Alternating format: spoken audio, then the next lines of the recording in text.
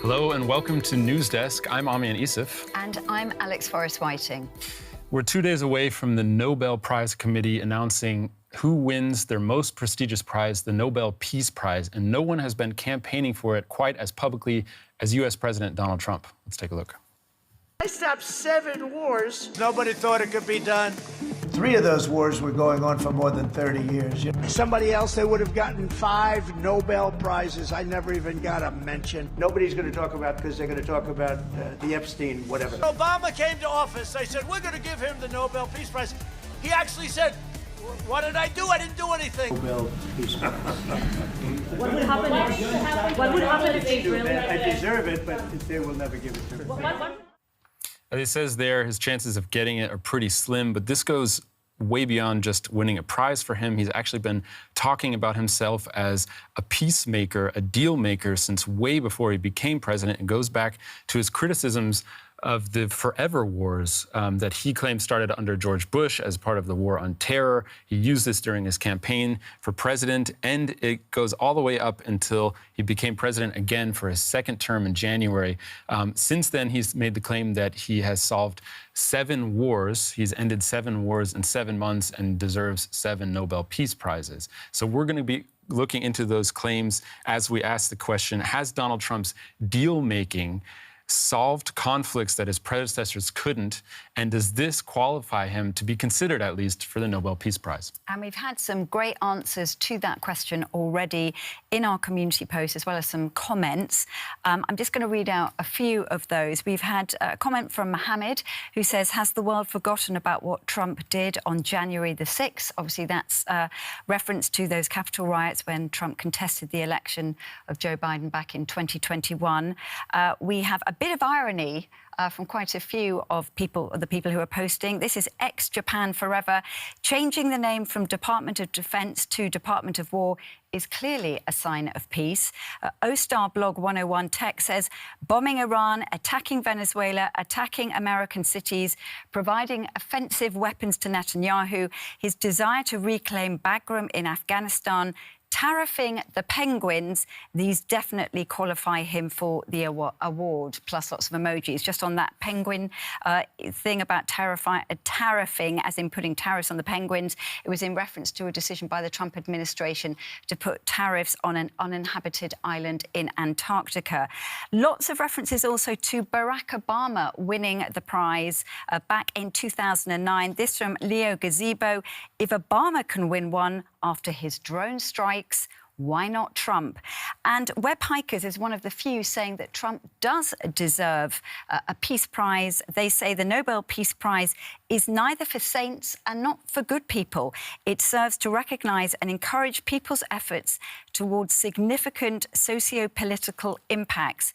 Donald Trump seems to qualify, in my opinion, they say, as complicated as that sounds. So thank you very much for all those posts. I can see many people now are already in our chat commenting, asking questions, so we will definitely get to those in a little bit. And also one other request is we would love it if you could pop into the chat one thing you think Trump has done that would make him a strong contender for the Peace Prize, or one that you think would absolutely disqualify him, and we will get back to those towards the end of the stream. We did have some people in the comment section already saying that we're rage baiting, and I get that. I hear you, but I also think that a lot of other people in the comment section realized how complex this discussion actually is. We'll get into this later, but Teddy Roosevelt, the first American president to win the Nobel Peace Prize, was considered the biggest warmonger among all the U.S. presidents. Henry Kissinger, who was the Secretary of State under Richard Nixon, won the Nobel Peace Prize just months after the illegal bombing campaign in Cambodia. So it's not, question we're not asking is Trump the most peaceful person in the world? But we want to have a discussion about his style of deal-making, whether or not at the end it actually results in triumphs that other people have not been able to achieve, and also whether or not he could be considered among the deal makers who also won the Nobel Peace Prize before him. So, good point. That's a prompt. And we've got some great guests coming up That's as well. right. Yeah, we're going to be talking through these complex issues with two great guests. First, we're going to have DW correspondent Janelle Dumoulin joining us from Washington, D.C. And we're also going to be talking a little bit later to Dr. Stefan Wolf. He's a professor of international security at the University of Birmingham. His focus is on prevention and settlement of ethnic conflicts and civil wars, and has a great overview of conflicts around the world, especially those that Trump has claimed to have been involved in. And also with us around the table, we have Nehal Jury, who is with you, of course, in the chat, and she will be putting some of those questions, or helping me out with the questions, so that we can make sure that they are put to our guests. But also you've got a poll. The poll is always very important. Yes. And it is about Donald Trump's wishes to win the Nobel Peace Prize. We're asking people, does Donald Trump deserve the Nobel Peace Prize? And you can vote for one of 4 options. The first is yes, absolutely. 2, no, others are more deserving. 3 is maybe later if he achieves more. 4 is who cares, the prize is irrelevant. Thank you very much. And please do vote. And if you put in any comments and questions in the chat, I will pass them on to our hosts. Brilliant, thank you. And as always, we're going to be reading the results of the poll at the end of the show, so stick around for that.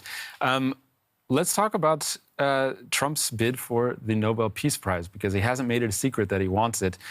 He's been talking about this for a long time, and it's not unprecedented that U.S. presidents have won the Nobel Peace Prize. Exactly. We've already talked about Barack Obama. You mentioned Teddy Roosevelt. I can just share my screen now, and you can see 4 U.S. presidents who have won that Peace Prize.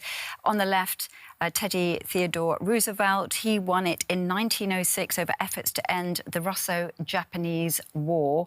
Woodrow Wilson is next. He won it in 1919 for involvement in establishing the League of Nations. Jimmy Carter, he's interesting. He won it in 2002, 21 years after leaving office, because it was for his work in advancing human rights and world peace. And then, of course, Barack Obama in 2009, only 9 months into his first term, and that was for his promotion of nuclear non-proliferation and support for multilateral diplomacy. It was controversial at the time, as many of the users have already said, because, of course, the US was involved in wars in both Afghanistan and Iraq. And as somebody said in the chat, also, he was involved in making sure that various drone strikes happened. So it was a controversial decision. He even mentioned the controversy in his acceptance speech because it was such a big deal in the U.S. And to talk about that, actually, let's bring in DW correspondent Janelle Dumoulin from Washington. Thanks for getting up early to join us. Always a pleasure to talk to you. What is your take on this? How long? Well, I was talking to you 2 hours ago, so I know it was early then. What do you make of how long has Trump been talking about this? Because it's not recent, is it? He's been going on about this for quite a while. Yeah, my modest estimate would be around 1,000 years. Okay. Okay. Obviously, that's an exaggeration, but like as you're alluding to, I mean, this isn't a new thing that we're talking about.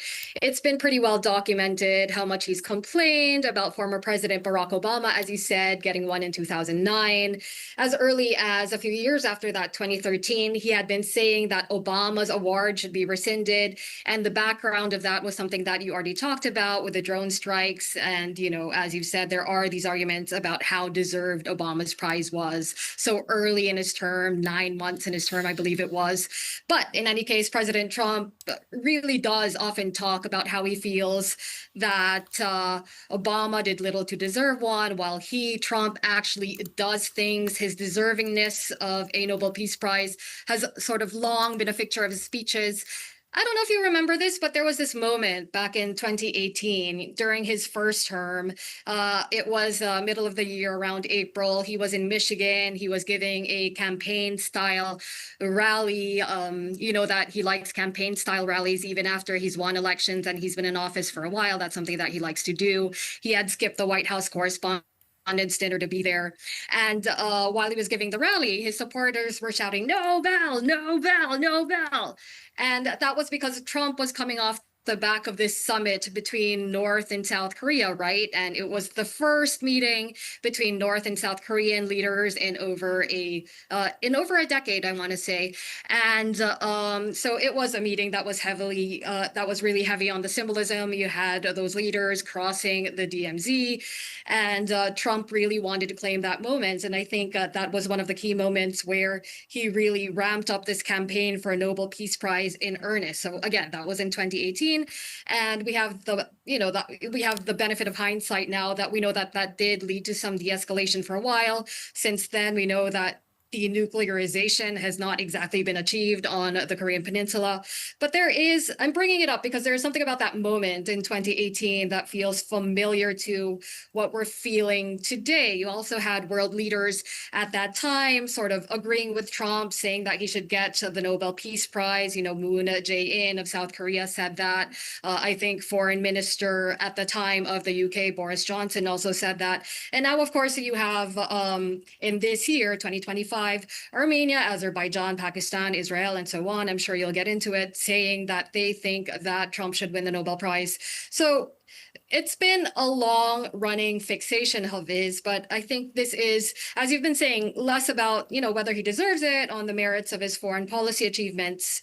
But we can say that this definitely speaks to his love of recognition, of superlatives, and of ceremonies that would honor him. And it's clearly not something that he's been able to forget about. But there was something particularly Trumpian about him meeting Kim Jong-un, right? Because I remember before that summit happened, he was being ridiculed for saying that he was having a love affair with Kim Jong-un. He was playing around with the idea that he was going to become best friends with him, and that's how he was going to solve the North and South Korea crisis, the ongoing war, technically.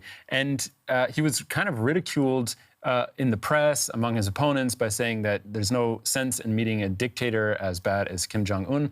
But afterwards, there was a little bit of a shift in attitude that, well, maybe it does mean something that he was the first U.S. president to step across the demilitarized zone into North Korean territory. He shook his hand. There was a certain moment there where it felt like a détente was possible.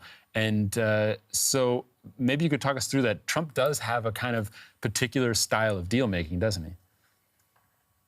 He does have a particular style of deal making, but I do think, we talked about those symbolic pictures of the leaders crossing the DMZ. You talked about the potential. So he does seem to, with his particular personality, be able to create personalities, right? But there is this so there was that moment in 2018, but I also want to highlight this famous moment with the Ukrainian leader Volodymyr Zelensky in the Oval Office. Remember that infamous blow up and there's this one line that I kind of always remember from that encounter where he talks about how Volodymyr Zelensky doesn't have the cards. You don't have the cards, you don't have the cards. Meaning, Volodymyr Zelensky does not have leverage. And he does, Putin does. So Trump is somebody who kind of divides the world into those that hold cards, those that have leverage, and those that don't hold cards and don't have leverage. So when it comes to his deal making, everything is transactional. So one of the things that, for example, that he would do to try and pressure leaders to bring them around to his way of thinking is to dangle easier trade with the United States. So this is where, for example, the tariffs come in. There's that one aspect of it, his deal making personality. He treats diplomacy and foreign policy as a transactional business exercise, if you will. There's also been a lot said about, the madman theory, this idea that because Trump is so unpredictable, you don't know exactly what he's going to do, and he's able to use that in his favor in the negotiations. He's able to keep, if not his enemies, then the person on the other side of the table guessing. He's actually said that outright, hasn't he? He's sometimes he talks about keeping the enemy or the negotiating partners on their back foot by not telling them what he's going to do, and he said that in the moment. So he's not very shy about saying that that's his strategy. Certainly not, no. And he really does see himself as the deal maker in chief. He wrote that famous book when he wasn't president yet, The Art of the Deal. And I think this really is the lens with which he sort of sees all interaction with any kind of partner on the world stage. I just come in here quickly, Janelle, because Carolina Velina has just pitched in with what you were saying there. She says Trump has many cards to use, Janelle, which is what you're saying, and that clearly does seem to be the point here. She also would like to know, does the Nobel Prize or even the Nobel Peace Prize, so let's stick with that, remain prestigious right now? I mean, clearly it does, because otherwise why would Donald Trump be so keen to get his hands on it? Yeah, I mean, we all know about it, right? I think it speaks. Let's see what I want to say about this. I do think we are familiar with a lot of the Nobel Peace Prize winners in the past years. I think if you approached random people on the street and if you asked them to name 3 Nobel Prize winners, they might be able to do it. Whereas fairly or unfairly, I think if you approach them and said, can you name 3 Nobel Prize winners in physics or chemistry? Watson and Crick. Those are right. I mean, those are obviously. Yeah. Oh, very good. Well, that was a long time ago. But not from this week, Yeah. then. You No, can't name them from exactly. this week. Yes, and we all know that you're a hyper intellectual, so there is that, right? That is true. We are talking about the average person, and again, fairly, and I say perhaps quite unfairly, because the sciences are obviously very important, but the Nobel Peace Prize has, it has such a, it occupies such a space in our sort of historical and cultural imagination. I mean, I thought it was interesting earlier that you were saying that we're not talking about whether Trump is the most peaceful person in the world. But essentially, I think the Nobel Peace Prize is a stand-in for person who has done the most of the world. And I talked earlier about how Donald Trump likes superlatives. He wants to be seen as that person. I think also, though, if you remember back to this, this footage that we showed at the beginning of all the times, or not all the times, actually, we only took a small fraction of the times Donald Trump has mentioned the Nobel Prize. But it sounds like what he's saying is that I deserve it. They're never going to give it to me because they have a different concept of peace. And that's why I think that's really interesting. He's using the Nobel Prize, winning the Nobel Prize, dangling it in front of them, saying, I have a different way of making peace that's actually better than your idea of making peace. And that's why I deserve it, because on the balance, I've saved more lives, but I'm also not afraid of killing people in the process of doing it, right? I mean, there is this thing that he likes to talk about, and this is a line that's come up in campaigns. It still comes up now, but his idea of peace is what he likes to call peace through strength, and I think that is what you were alluding to, Amyan. This idea that he's not, he's not afraid to perhaps get his hands dirty for the wider goal of achieving peace. And again, once again, this goes back to the idea that the strength of Trump is in itself a deterrent, right? That's what peace through strength means. And I think one of the clear examples where you can see this is how, for example, he refers to the war in Ukraine, the Ukraine-Russia war, where he would refer to them as Biden's war, right? And that has something to do with, and what he's implicating there is that this was something that former President Joe Biden, allowed to happen, whereas he, under his watch, he claims it would not, right? And that has something to do with this touted idea / slogan of peace through strength. This idea that he is the only one strong enough to achieve peace. Other world leaders know that he's willing to do, as you said, what others would not, and therefore that could be something that would also stop them or make them think twice about engaging with them. I wanted to go back in history a little bit, because one thing that he's talked a lot about before this term was the endless wars Sometimes he calls them the forever wars that were started in the wake of the 9/11 terror attacks when the U.S. under George Bush invaded Afghanistan and then later invaded Iraq and got stuck in quagmires that a lot of Americans slowly turned against. They were very popular in the beginning, but Americans started to turn against it. And Trump had criticized that from early on, around 2004 or so, and kind of made a campaign on this and gained some popularity on that issue. Is that still something that he talks about? Is that still something that he's able to pitch to American voters as a reason to support him? Yeah, totally. And, this is something that he still consistently talks about. And it was also a key part of his messaging when he was running for president, both times, right? Like for both terms. He likes to say that he's the only president that didn't get the U.S. into new wars, which I guess if, you're looking at a narrow sense is kind of true. No new major U.S. conflicts were initiated in his term. Although obviously, if you actually look at what he's done, that the U.S. sort of shied away from the use of force. And again, we talked about this a little earlier, that the U.S. shied away from the use of force while he was president is obviously not something that's happened. Just off the top of my head, we have the assassination of the Iranian general Qasem Soleimani in 2020. That was something that he did, and that actually obviously brought the U.S. and Iran to a really tense place. But he has sort of leaned heavily on this idea that he is the president of peace. He's put himself forward as a president that would be anti-interventionist, that he would extricate the U.S. from foreign wars.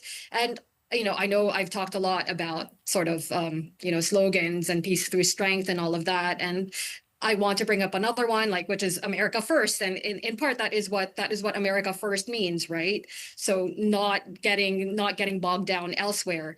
And I think, as you've been saying, there is plenty of evidence to suggest that this is a line of reasoning that has resonated as Americans do think of those forever wars in Iraq and Afghanistan. The messy withdrawal from Afghanistan being particularly also fresh in American minds. Americans generally oppose, largely, broadly speaking, involving U.S. troops in conflict unless there is actually a direct threat to America. And I think one thing that I think was also interesting in terms of election trends and things that helped get Trump elected, there was actually this percentage of Bernie Sanders supporters they supported him during the primary of 2016. They eventually ended up voting for Trump in the general election of 2024. Numbers vary, but I've seen one estimate that was around 10%. And the idea is that they were attracted to this anti-interventionist rhetoric, and that the U.S. president would not be a war president. Just one thing on that Afghanistan withdrawal. Of course, we were talking about this earlier, that although Trump said, yes, U.S. troops will get out, of course, it actually happened under Joe Biden, didn't it? Which right. Which we know, but then we almost forget because it appears to be that it was a Donald Trump decision. Well, it was a Donald Trump decision that Joe Biden then carried out. Yeah, actually, this will be a good time to bring in Dr. Stefan Wolf. He can work us through what actually happened on the ground there. Professor of International Security at Birmingham University. Thanks for joining us. Thank you, and thank you for having me. Before I ask you a question, actually, let's listen to, in Trump's own words, what he thinks of the endless wars, quote unquote. After years of endless foreign wars, we are signing historic peace deals in the Middle East. So, Dr. Wolf, is there something about Trump's policy, let's start with Afghanistan, that differed from his predecessors once he became president, or is this just rhetoric? No, I do think there are key differences. I would not necessarily, though, say that there are always differences for the better. I mean, what we have in particular in relation to Afghanistan is that, yes, absolutely. I mean, Trump negotiated the deal with the Taliban that Joe Biden then had to implement. But no sooner than Biden had actually implemented a not particularly good deal that Trump had concluded, Trump then went all in criticizing Biden for facilitating the withdrawal of US troops that he himself had agreed to. And now, irony of ironies, Trump and his team are apparently in talks with the Taliban regime in Kabul to actually get US troops back onto Bagram Air Base in Afghanistan. So I think, yes, absolutely. I mean, Trump did things differently. He did make a difference. But I think it's tricky to suggest that he really changed things necessarily for the better. And certainly if we think of Afghanistan, what's been going on under the Taliban there, I would, well, be skeptical that all Afghans feel that that has been a major improvement to their quality of life. We heard in the comments that a lot of people were skeptical of the Nobel Peace Prize after Obama won it because he won it before he was really president. He didn't have a lot of a track record as president. He won it mostly for his rhetoric. And soon after, he developed a campaign of drone warfare in Pakistan and Afghanistan, targeting sometimes even American citizens, suspected terrorists. And that became pretty unpopular in the global south, but also among people on the left in the United States. Did Trump differ in any way from Obama on the kind of targeted assassinations in Pakistan and Afghanistan? Absolutely. I mean, what we have seen after Trump took over is a massive drop in the use of targeted assassinations. That said, it doesn't necessarily mean that Trump really let up a lot on the involvement in certainly Iraq and Afghanistan. I mean, if you look at the statistics there, I mean, for example, in the first 2 years of the Trump administration in Afghanistan, it was relatively moderate what he did there. But then 2018, 2019, every year we have something like 7,000 bombs and missiles dropped by drones and aircraft in Afghanistan. That's roughly double the amount that we had in the last 2 years of Obama and the first 2 years of Trump. And similarly in Syria and Iraq, I mean, Trump actually has been very active there as well. So Syria, of course, he inherited from the Obama administration the international coalition to defeat ISIS. And he, if you want sort of Trump language, would probably say he finished the job. And I mean, certainly under his, during his presidency in 2017, 2018, ISIS really was defeated. But that also came at a massive cost, certainly to Iraq and Syria, and in particular to the civilians living there. So it does feel a little bit like it's an unpredictable policy. Sometimes he'll pull back on a policy that's unpopular and then implement it again when he sees fit. I'm wondering, Janelle, a recent poll showed that the majority of Americans, I think it's over 70%, don't believe Donald Trump deserves the Nobel Prize. Why has he remained so unpopular on that front? It might be an obvious question to a lot of Americans, but for an international audience, it might be worth saying why he has not really won the argument that he's the president of peace. I believe earlier you were reading some of the comments that our users, that some of our viewers have put up, and a lot of the arguments would reflect that. So, for example, there was the renaming of the Department of Defense to the Department of War. This is not, this is not something that is sort of consistent with the branding of somebody who wants to promote peace. Although I would argue that that's anti-Orwellian in the sense that he's just calling it like it is. I think in George Orwell's 1984, it was the Department of Peace, right? And so calling it the Department of War is just calling a spade a spade. But I see the point. I don't think that's why he did it, because he read 1984. Is it? Yeah. I'm going to have to agree with you there. I'm not sure there was some sort of like four-dimensional chess consideration going on there when he decided the Department of War. But there's also the strikes on Venezuelan boats. There have been there's been a lot of talk about the U.S.'s, let's call it, interest in intervening in Latin America. That really does seem to be on the table right now, and that is that opposes what Trump said that he was going to do in terms of being anti-interventionist, in terms of getting involved in other countries' affairs. So I think there threats are to a take lot back of the reasons. Panama Canal by force, etc.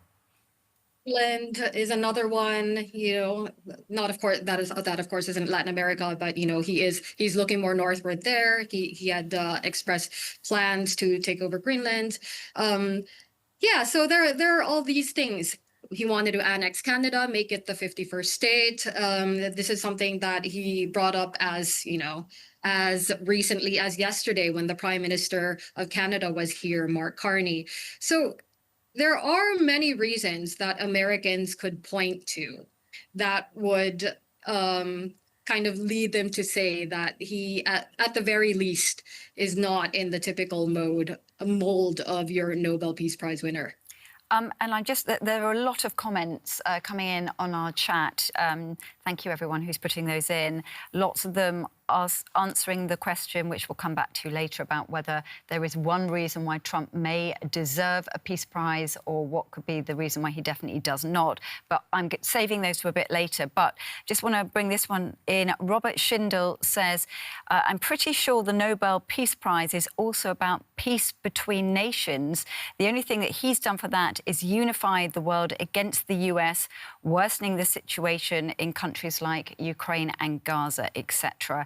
And also, just one other point, there have been lots of comments about drones. DeVos has been making a number of points saying that still we're seeing huge amount of drone warfare.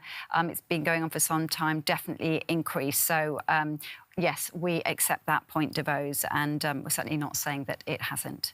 So we've looked back at the past, the comments he made earlier about the forever wars, the endless wars, but he's also been making this claim over and over in the run-up to this latest Nobel Peace Prize announcement, which is supposed to happen on Friday, where he said that he stopped 7 wars in 7 months, and I think at one point said deserved 7 Nobel Peace Prizes. Let's listen to that. I stopped 7 wars, and 3 of those wars were going on for more than 30 years.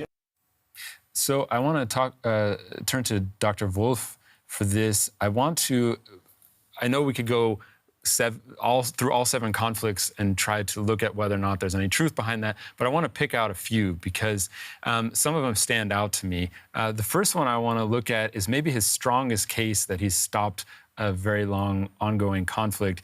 And for me, anyway, that would be the conflict between Azerbaijan and Armenia.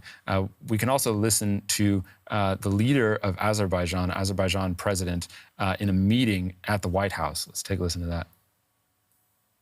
So maybe we agree with Prime Minister Pashinyan to send a joint appeal to Nobel Committee to award President Trump with the Nobel Peace Prize, because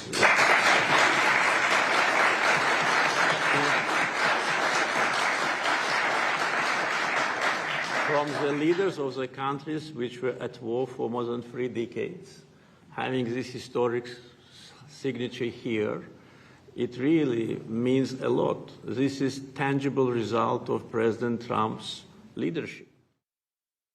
So you have the head of state of one of the parties to a conflict, just hearing that it might not have been at the White House. It doesn't look like the White House anyway. But he is saying that he and the head of Armenia are going to nominate Trump for a Nobel Peace Prize. So what did Trump, Dr. Wolf, what did Trump achieve there?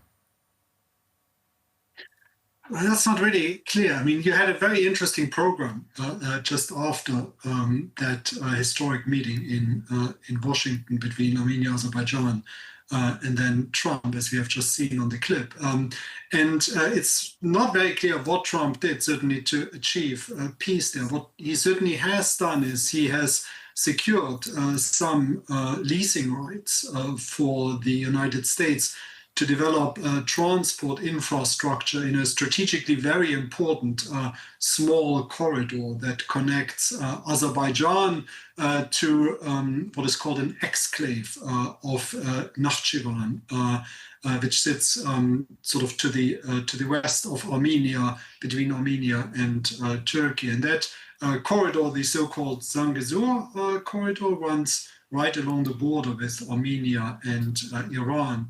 and is now apparently going to be called the Trump Route for International Peace and Prosperity, because that's so catchy. It also has an abbreviation which is called TRIP.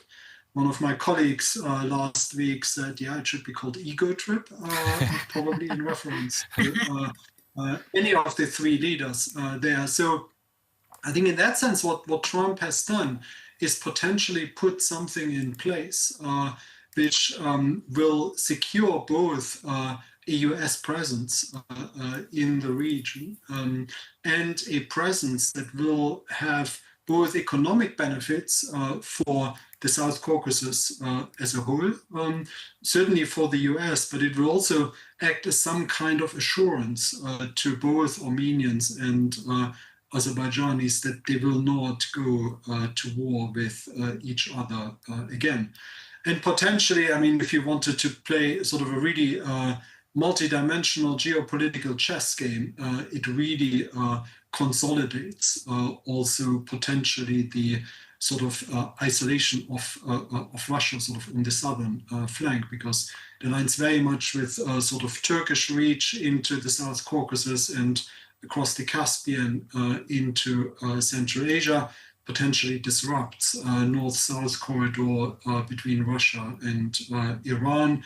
So from that perspective, I mean, it's a clever move. I think it will potentially contribute to peace, but it's certainly not the peace agreement that Armenia and Azerbaijan have directly negotiated under their own steam since the very short so-called Third Karabakh War in September 2023. And I have got a map which is just from Wikipedia, so yes, just bring this up. Sorry if this isn't completely correct, but at least we can see where Azerbaijan and Armenia are in terms of Russia, Georgia, Turkey and Iran.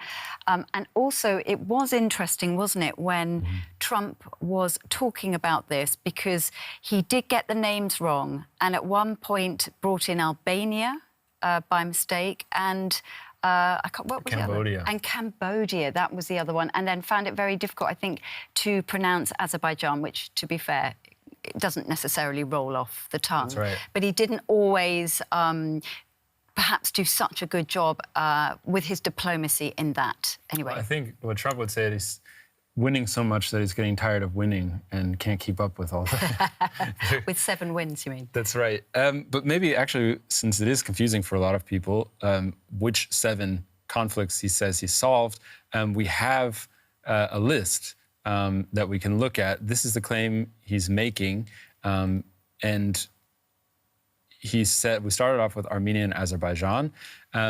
He's also said that he has solved the conflict between the Democratic Republic of Congo and Rwanda. He says he solved the conflict between India and Pakistan, the recent flare-up over Kashmir.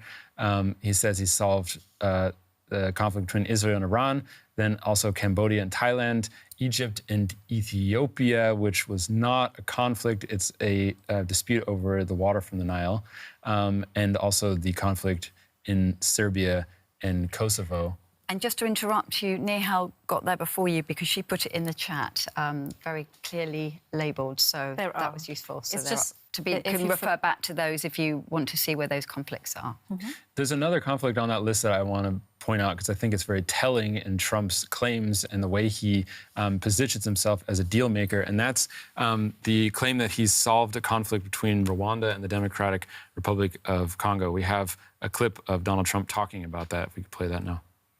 If you take a look at Rwanda and the Congo, Republic of the Congo, they've been fighting for 31 years, 8 million people dead. It was going on. Nobody could go to that part of Africa. They were being killed. If to even walk there, you're being killed with machetes. And it was a violent situation. And I was able to, they liked Trump. They wanted to make a trade deal with Trump. They wanted us to take their rare earth. They want to give us their rare earth. And I got to know the leader of the Congo. I got to know both of them indirectly. And I called him. I said, let's end the war. I don't want anything until you end the war. And we ended the war. As you know, the foreign ministers came up 2 weeks ago, and the leaders are going to be coming very shortly to Washington, Rwanda and Congo. Professor Wolf, if I could address you first, could you give us some background on what he's talking about there? What conflict is he talking about, and what progress did he make on? Well, he says he solved it. So the question is, really, did he solve the conflict? Well, that's a short answer, and the answer to that is no. I think this is, again, one of those really, really complex, long-lasting conflicts. So in a sense, I mean, Trump is right. It's been going on for a really long time. I mean, basically, it goes all the way back to the 1990s, the aftermath of the genocide in Rwanda, when you had a lot of the Hutu genocidaires, so-called, a large number of people who committed the actual genocide against the Tutsis in Rwanda flee to neighboring Democratic Republic of the Congo. They settled there in the east, had their own militia groups, upset what was already quite a complicated sort of intergroup set of relationships there. And you then get two wars in Congo, the so-called First and Second Congo War, 1996-97, and then again 98 to 2001. And Trump is absolutely right. I mean, millions of people killed, several times that number displaced, long-lasting issues there. And there were multiple other countries involved in that as well. Often it's also called Africa's First World War because of so many countries basically fighting on the territory of the Democratic Republic of Congo. But then we have to fast forward to 2025, when we have this massive flare-up after many years of tensions in the eastern part of the DRC, with EU missions there, UN missions there, nobody really managing to resolve that conflict. And then it is in 2025 that for the first time it seems that neighboring Rwanda does not only support rebel groups in the eastern part of the DRC, but actually has troops fighting in the country as well. And then, yeah, I mean, it's undeniable that Washington did get involved.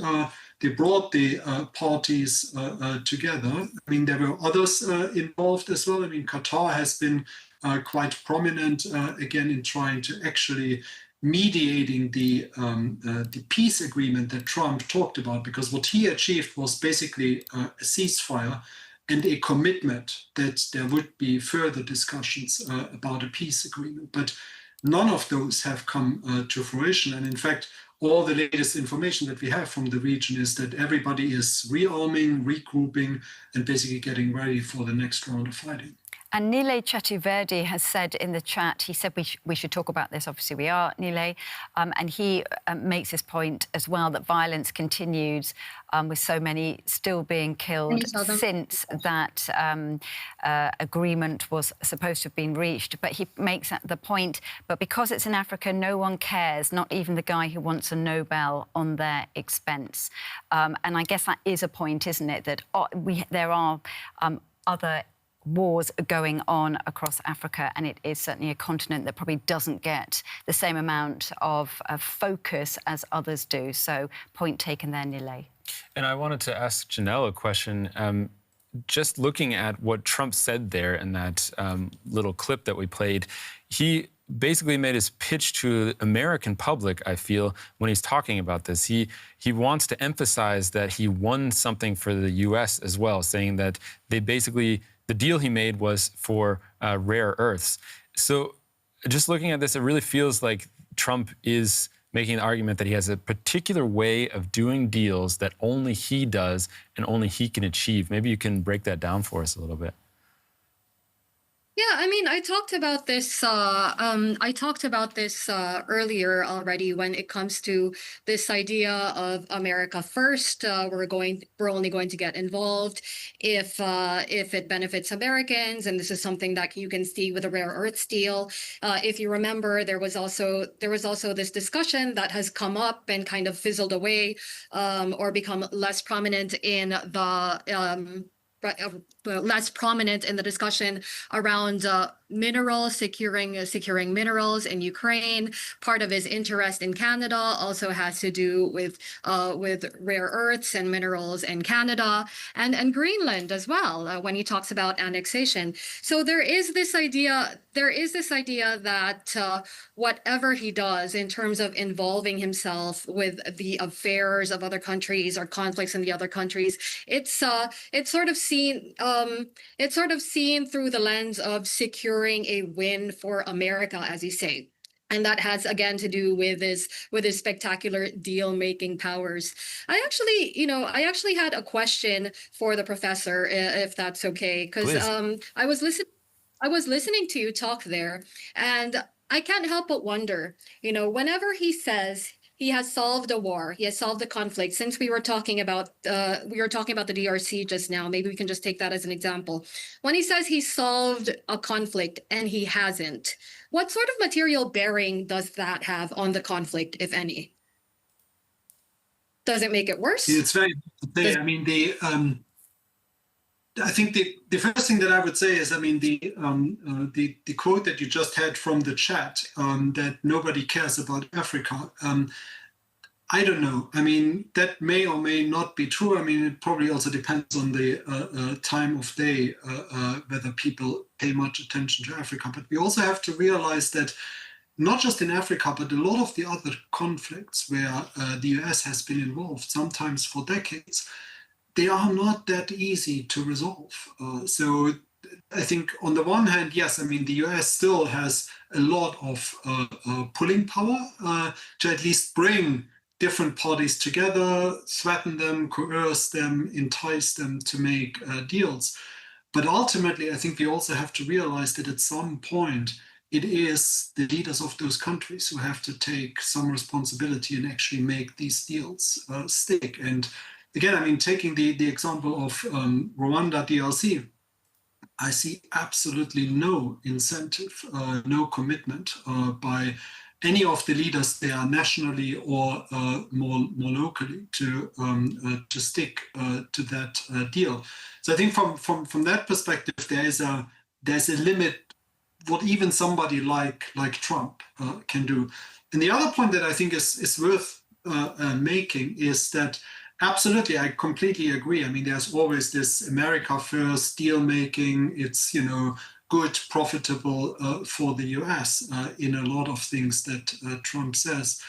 But I also wouldn't completely rule out that at some level, he does actually care about the lives being lost. So I signed up to Truth Social and follow his pronouncements there. I mean, as hard as it sometimes is to read them with a straight face, but one of the recurrent themes there is that, I mean, he really seems to be quite, I don't want to say emotional, but he does seem to get upset when he sees people being killed. So I think there is something in his peacemaking efforts that, if we strip everything out that we may not like about Trump, that we think is purely profit-oriented, America first and all of that stuff, I do think there is something quite genuine there in terms of him wanting to be the president of peace, among all the other different things that he wants to do and that we may not agree with. And I think that's why I think it's also so important for him that he gets recognized with the Nobel Peace Prize. And final point, if I just may abuse the privilege of having the floor now, as it were, actually the very first time that he mentioned that he deserves the Nobel Peace Prize was in relation to the one conflict that actually wasn't a conflict, and that was the Egypt-Ethiopia and to some extent Sudan dispute, where in 2020, after the Ethiopian president actually got the Nobel Peace Prize for reasons that I think very few people understood, and with the benefit of hindsight was certainly not justified. Trump actually said, no, I mean, he really should have gotten that prize. He made the deal. He said, I saved the big war, I saved a couple of them. right after Ethiopia's prime minister was awarded the Peace Prize in October 2020. So, I mean, this is not something that he has just come up with during his second term, but it's quite a long-standing obsession. Probably goes back to when Obama won the prize in 2009. Can I just step in there? So do you believe then, from what you just said, that Donald Trump should get the Peace Prize? Oh, no. No. Sorry, I thought that's what you were saying when you were talking. I mean, you could also ask me, oh, no. I mean, there's a lot of people who I don't think deserve the Nobel Peace Prize. All I wanted to say was that just because it's Trump, we shouldn't completely deny that there might actually be sort of a human dimension to why he won peace. And that's a really important point. Yeah, Exactly. I did want to kind of, add to that a little when you talk about sort of the person, you know, that the fact that there is a dimension of this that is personal to Trump, that is emotional to Trump, and I kind of wanted to focus it on another aspect of the deal making. You know, this idea that he feels that he can personally approach leaders and sort of by building a relationship with them and building a rapport with them. He often talks about like his ability to talk to China's Xi and Russia's Putin in a way that perhaps no other leader can, because he understands them and has a relationship with them. You know, like seen from a certain lens, that too could be seen as a personal investment into the conflicts that that he is paying attention to. Yeah, I think the idea that he's pitching really is that he's found a kind of magic bullet to solving international problems. He admitted himself, though, that it didn't work out with Russia and Ukraine. In the beginning, he was cozying up to Putin, and he made no qualms about saying that's what he was doing. And when it didn't work, he kind of turned against Putin and went with the line that Biden was following before him, which is that we need to arm Ukraine so that they can continue fighting against Russia. Do you feel, I can put this question to both of you actually, do you feel that at some point Trump is going to, he's going to realize that maybe things are more complicated than he had at first assumed and start to do the deals more in the way that his predecessors were, more, looking for a long-term solution? Or do you think that it's more, this whole campaign to get the Nobel Prize and pitching himself as the president of peace is more geared toward a domestic audience so that he can really prove to Americans that he's doing something, even if he doesn't win make any achievements on that front? Two very short things. I think the headline is very important to him, the big splashy headline. I mean, I solved 7 wars. You need 1,000 qualifications and caveats with such a statement, but he will make it, right? So, I solved 7 wars. At the same time, I also do not want to underestimate his capacity to lose interest. So those are the 2 short things I would say. And then, Professor, floor is yours. No, absolutely. And I mean, I would add to that the ability to just pivot towards a completely different policy at a moment's notice. So, I mean, yes, you could say that it's been a long time coming that he turns on Putin, but every time we thought that he finally got it, and there were several moments going all the way back to the spring of 2025, he has always found reasons why he would give Putin yet another chance, or why an ultimatum or a deadline would pass with no consequences. Now the interesting thing is that he has gone pretty quiet on the whole Russia-Ukraine war, and that in many ways I find quite promising, in the sense that it's probably now more driven by sort of professionals in the Pentagon and the State Department. That, as you rightly said, it's going back now more towards a Biden line, but it's a Biden line that has the added advantage now of us here in Europe, both EU and NATO, buying much more into the idea that we actually have to learn to, stand on our own feet when it comes to defense, or at least not be as dependent anymore on the US as we were for literally 80 years since the end of the Second World War. And if we could put that list back up of the claims of solving 7 conflicts in 7 months, I've heard you, Dr. Wolf, more or less debunk these claims elsewhere. Let's just leave it up for a second. I wanted to just have a look at that list again. We went through Armenia-Azerbaijan, where you said that he brokered a kind of deal for a corridor, but wasn't involved in the whole peace deal, and it still remains to be seen if that peace is going to hold. We talked about the DRC and Rwanda, that the conflict's not over. India and Pakistan is another huge one, where India denied that he was even involved in that. Israel and Iran, it's pretty common knowledge that they're still not at peace. We could go on and on. My question to you, though, is even if we can say each of these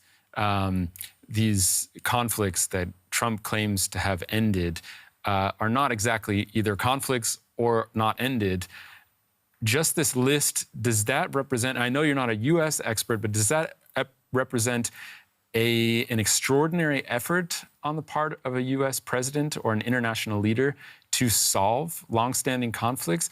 Or is this more a product of we're seeing this in the media because Trump is promoting it?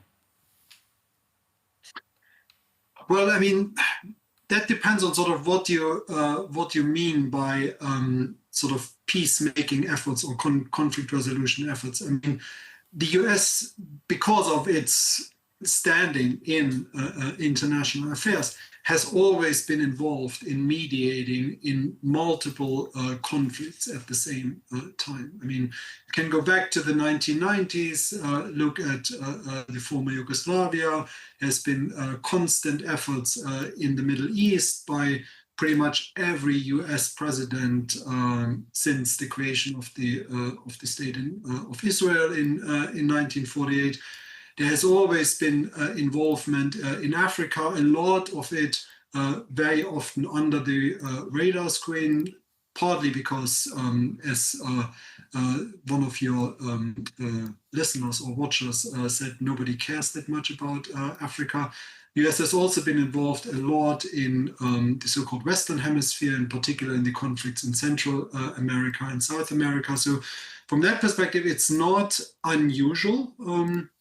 There's a lot more going on as well beyond this list of 7 conflicts. I think what is more unusual is sort of this really concerted push sort of to get these deals over the line, if you want, or get something over the line that can then be claimed as a deal. And I mean, of course, that has something to do with Trump's desire to win the Nobel Peace Prize and to win it quickly. I mean, everything that has happened in relation to the war in Gaza over the last, 2 or 3 weeks or 2 or 3 months, depending on where you want to start, I think it's very much geared towards him finishing this right before the Nobel Committee makes its decision and announces it. And I can only imagine how frustrated he is that it's not there yet. So he can't actually make the claim that he has solved one of the worst conflicts in recent memory, certainly in terms of the media attention that it has gotten, not necessarily in terms of the number of people killed. I mean, there we have had far worse conflicts. But not being able to say that, and then if he doesn't get the prize, to say, well, how can they ignore me and sort of feed into this hole, which then again sort of comes around to the MAGA movement, to America first, America detaching itself, retrenching, sort of focusing more on the Western Hemisphere. I think it's so in that sense, I think there are multiple things at play. What is unusual is sort of the timeline and the publicity that a lot of these efforts get, not so much the level of involvement. I think that has always been there for the US. I just want to come in with a few comments about the 7 wars that Trump claims to have ended from some of our users. Let's Be Real says, brings up India. India, being a big country, disputed Trump's claim of stopping a conflict there, which is what you were talking about, Amien. But other countries are too small for that. And then he's talking about Azerbaijan, saying, going back to that, was the Azerbaijan statement made voluntarily or under pressure? And the second point from the Runic Wars brings up Thailand and Cambodia and says that that has flared up again. So where is it solved? And all others are not solved. They are on hold. You can only get peace when the grounds for a conflict are resolved. And that is the problem here, isn't it? You can talk about ceasefires, but it doesn't necessarily mean that you've won the peace. Absolutely. But then, I mean, I would say sort of cynically or realistically, I mean, it's still better to have a ceasefire than to have an ongoing war. So I think, again, in that sense, yes, in my view, Trump massively overclaims what he has achieved there. But nonetheless, he should not be completely denied all credit. So, I mean, yes, some of those conflicts were at least interrupted. I mean, Cambodia and Thailand, absolutely, that's flared up again, completely unresolved. Nonetheless, I think US involvement at the time, I mean, not only US involvement, I mean, the Chinese were involved, the Malaysians were the main mediators, but it did help, in my view, that Trump said very clearly that none of these two countries, so neither Cambodia nor Thailand, would get any kind of trade deal with the US unless they agreed to a ceasefire. So that, again, I mean, sort of speaks to the leverage that the US has and that Trump can use, and sometimes he uses it for good, but then if he loses interest or if he doesn't stick with it and sort of really has the sort of the stamina to actually hammer out proper agreements, which takes a lot of expertise and often like people that have been involved in that for many, many years, sometimes decades, to really coax the parties to get to something, then that's the problem. So if anything, I mean, what we definitely can blame Trump for is sort of going for the quick win, but then not sustaining any gains that he made. And do you know about the situation between Azerbaijan and Armenia, why they were enthusiastic about Trump's help? Do you believe that this reflects a national appreciation for Trump, or do you believe that this was a more political reason why they met with Trump and signed this in his presence? I don't think it cost them anything to flatter him. It certainly kept him on board.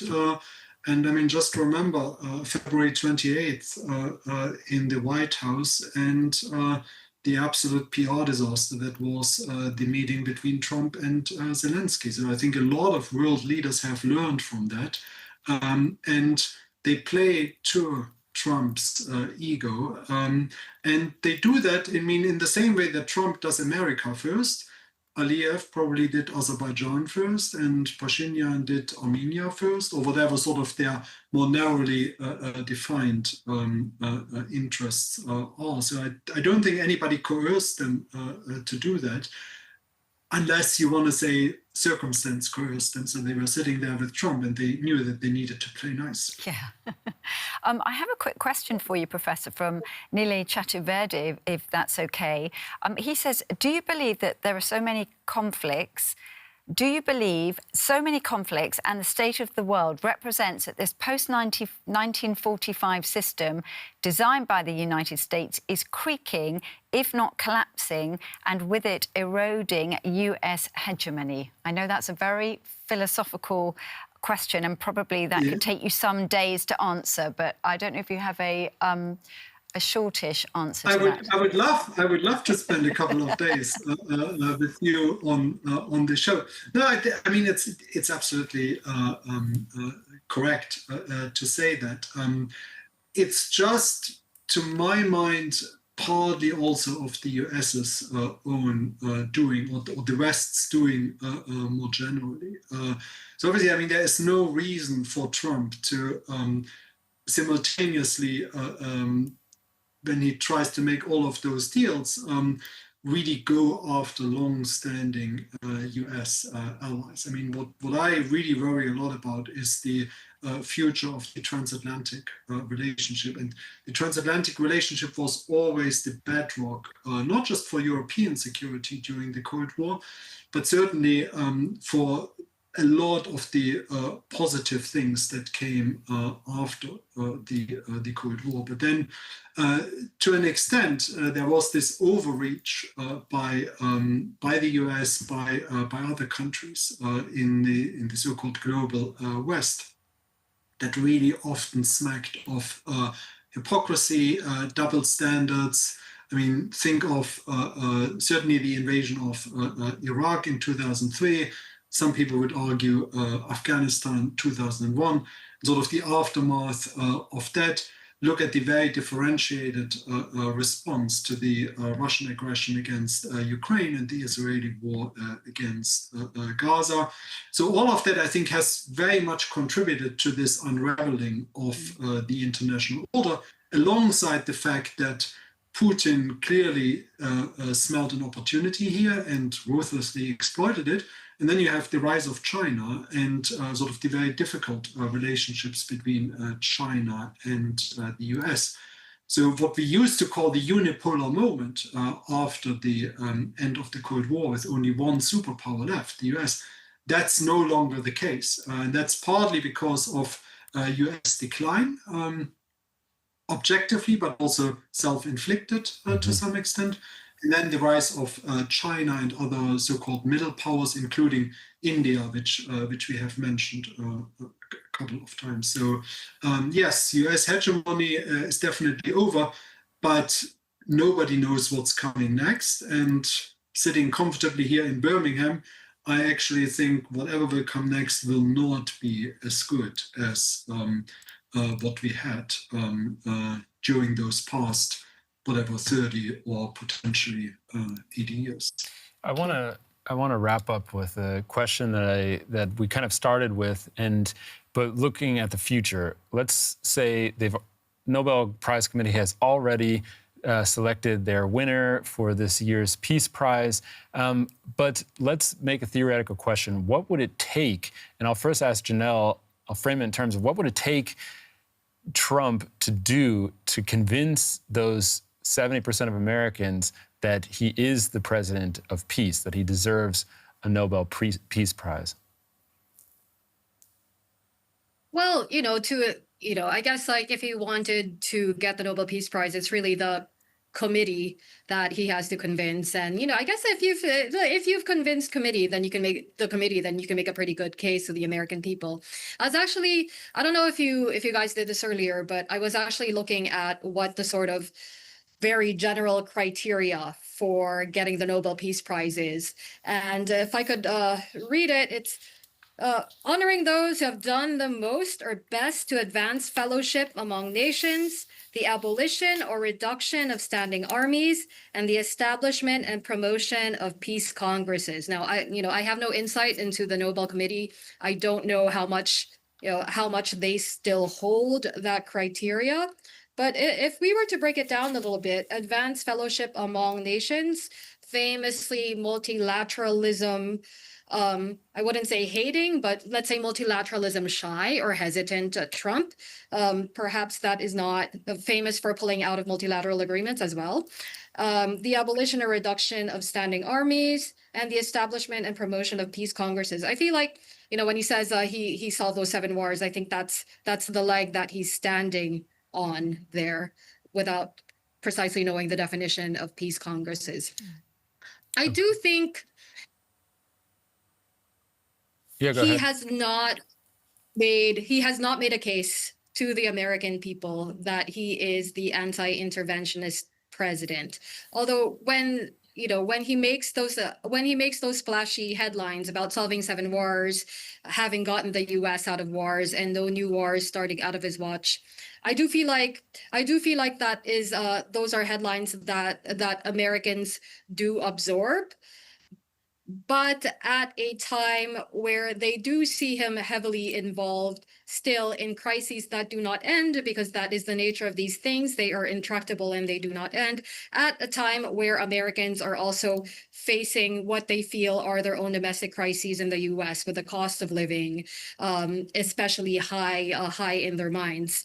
I think looking to the future, it is always going to be a very hard sell. And Dr. Wolf, in your mind, I don't want to ask the question, do you believe that Donald Trump deserves the Nobel Prize? But what would it take to convince enough people, especially the Nobel Prize Committee, that he's done enough to be even considered for that prestigious award? I think if he could credibly sort of make a case that he has resolved what is currently going on in Gaza and or Ukraine, I mean, that would certainly be a solid claim or a solid basis on which to stand. I mean, if we look back over the history of people who have won the Nobel Peace Prize, I mean, some of them won them for very specific and I mean, you could almost say peripheral or remote conflicts. I mean, Marty Ahtisaari won it, for example, resolving the conflict in Aceh in Indonesia after the tsunami there in the early 2000s.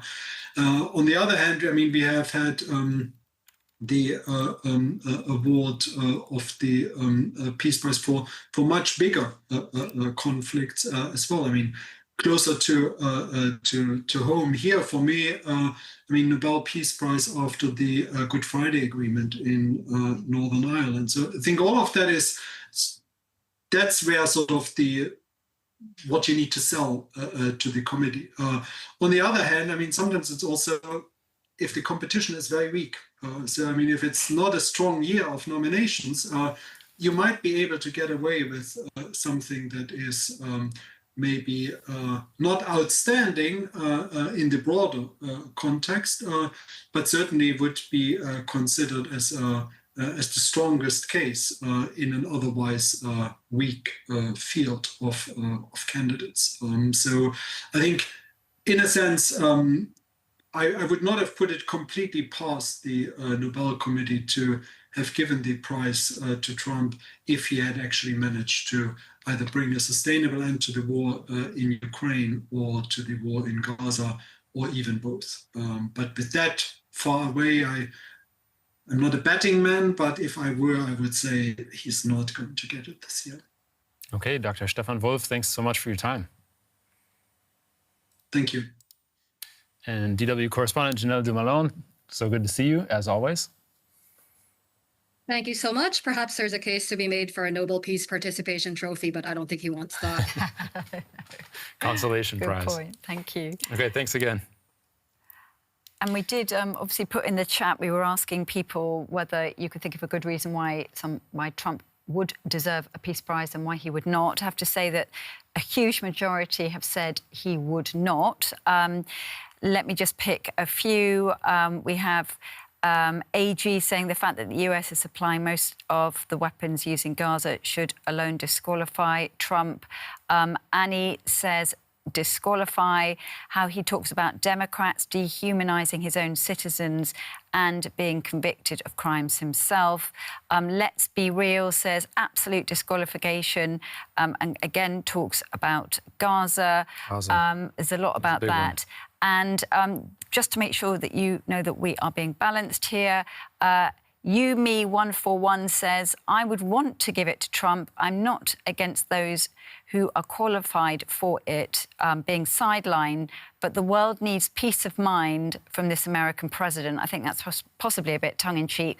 And Common Manners says, Trump stopped the India-Pakistan conflict between two nuclear powers, which was escalating. Of course, that is very much contested, but that's what Common Manners says.